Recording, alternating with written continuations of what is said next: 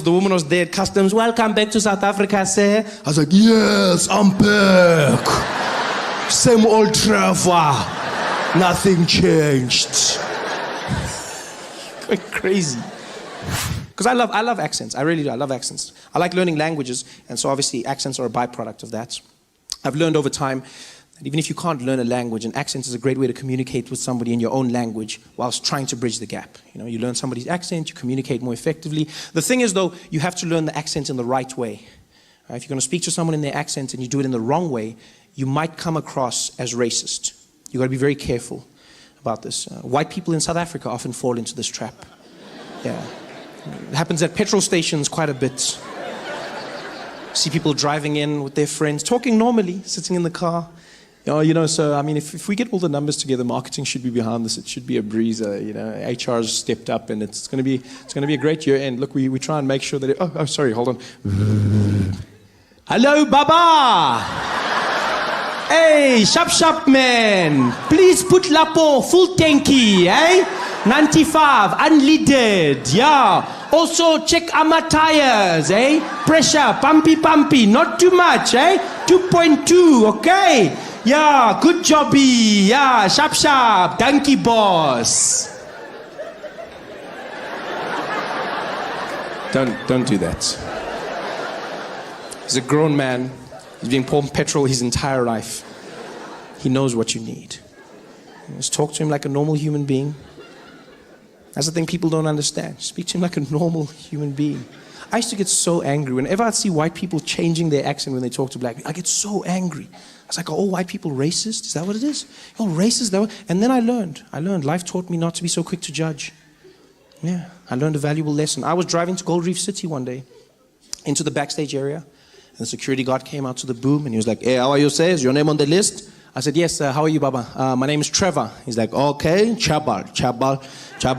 I said, no, Trevor. He's like, oh, sorry, Chabal. I said, no, Trevor, Shalva. Trevor, Shalva. Trevor, Shalva.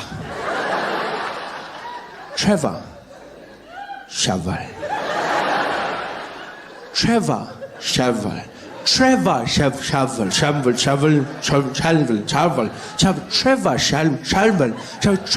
Shaval. And now my friend who was irritated, he just leans over me and he's like, hey, Papa, get Trevor.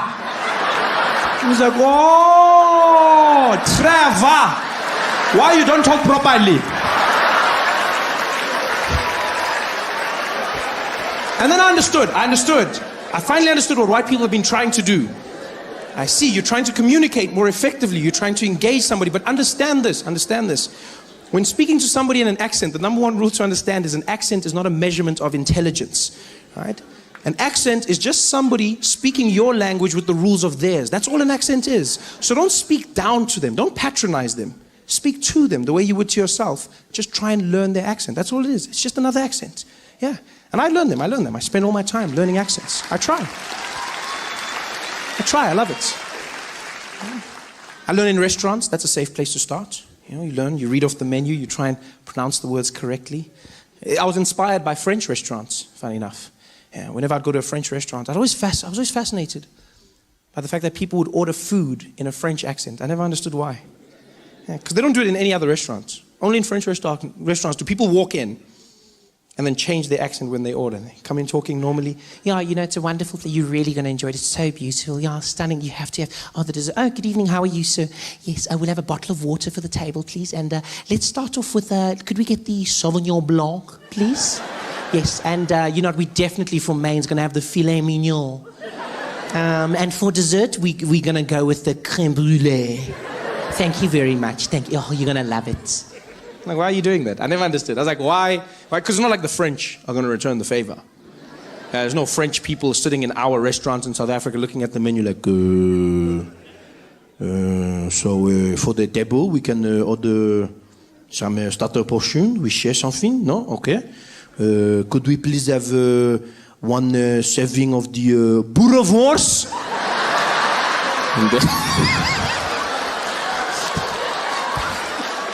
That's not gonna happen.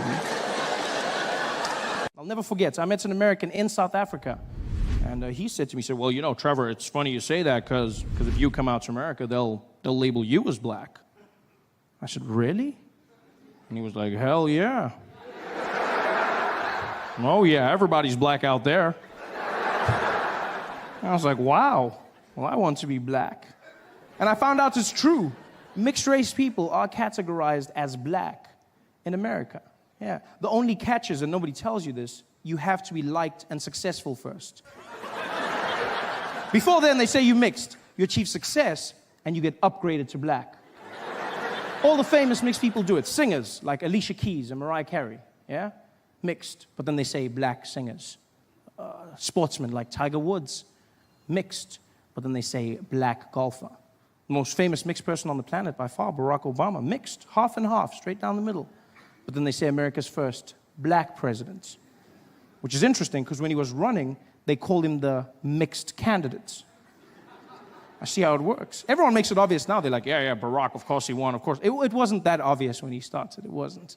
I remember comedians coming out. They used to diss him. Guys would come out on stage and be like, man, how many of y'all seen that crazy-ass mixed fool running for president? Y'all seen that mixed fool running for president? What you gonna see? Ain't no mixed fool gonna be president of the United States of America. Ain't no man, which white people gonna be voting for a mixed fool? Even a black man can't win shit.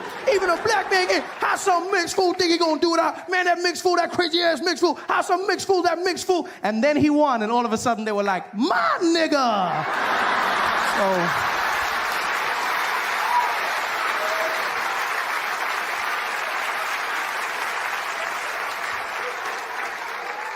it's just gonna work, folks.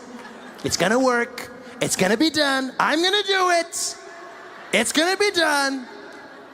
And the people in South Africa and Iraq and the countries and health and insurance, and we're gonna do all the things healthy with the money and also thank you.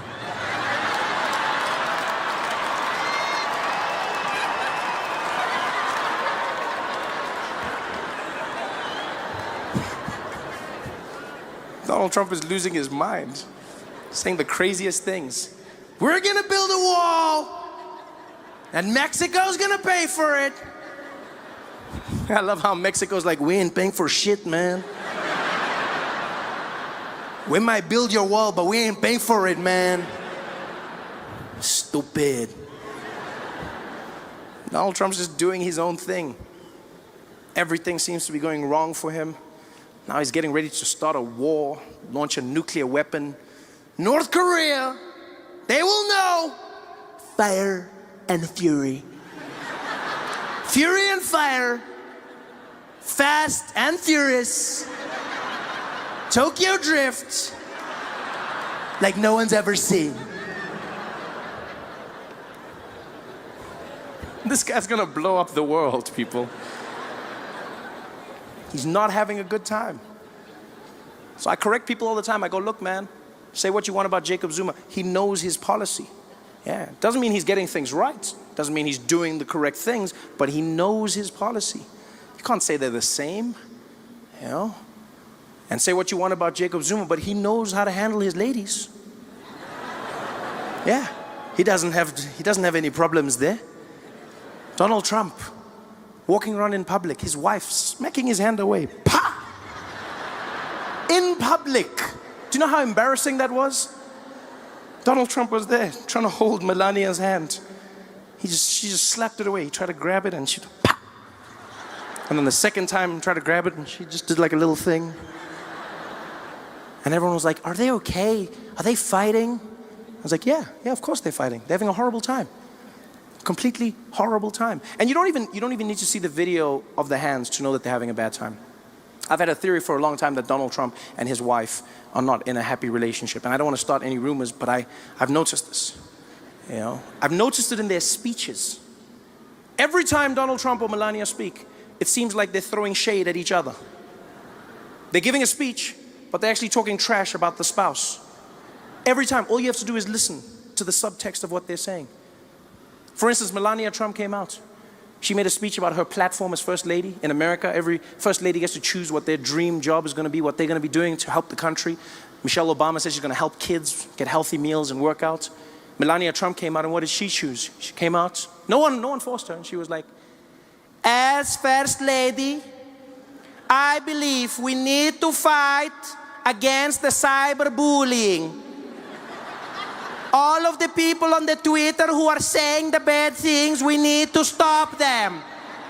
We need to make sure that they cannot carry on what they're doing. I was like, do you know your husband, lady? And now I realized she was doing it on purpose. They were having a fight. Yeah.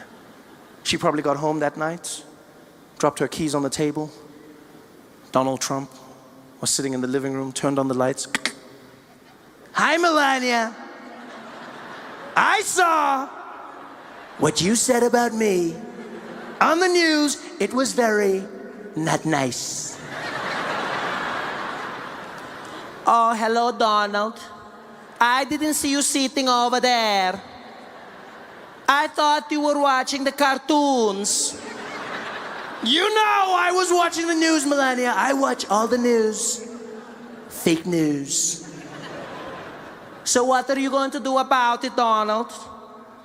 You want a war? You've got a war. I'm gonna get you, Melania. You're gonna pay. Do your worst, Donald. Oh, it's on. I'm the best at worst.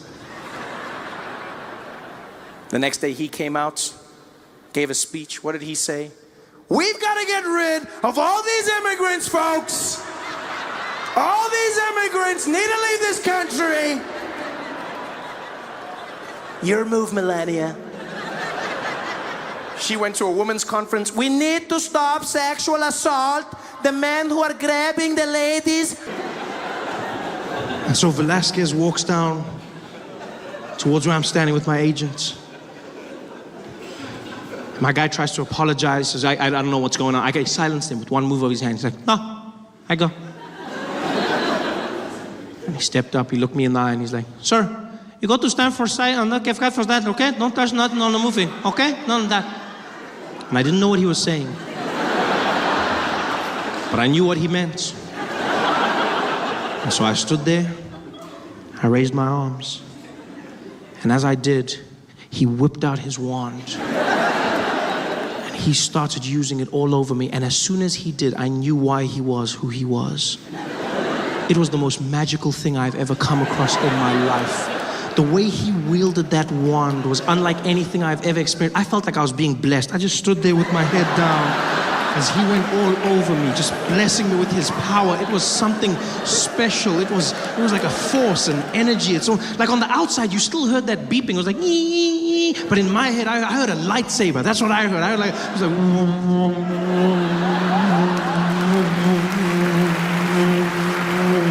because he was to me, a little Mexican Jedi. In fact, that's exactly what he was. He was my Mexican Jedi. Which, by the way, I feel would be a welcome addition to the Star Wars franchise.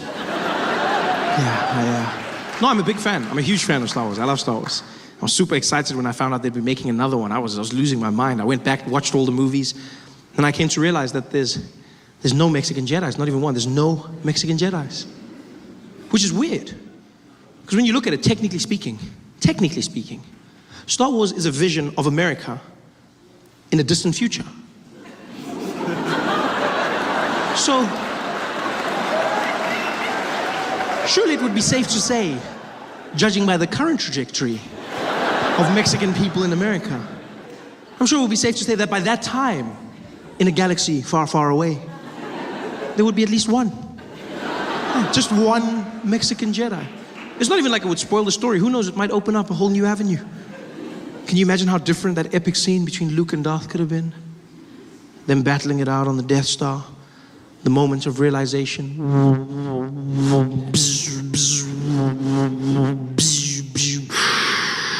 Luke. What do you want, you evil man? Luke.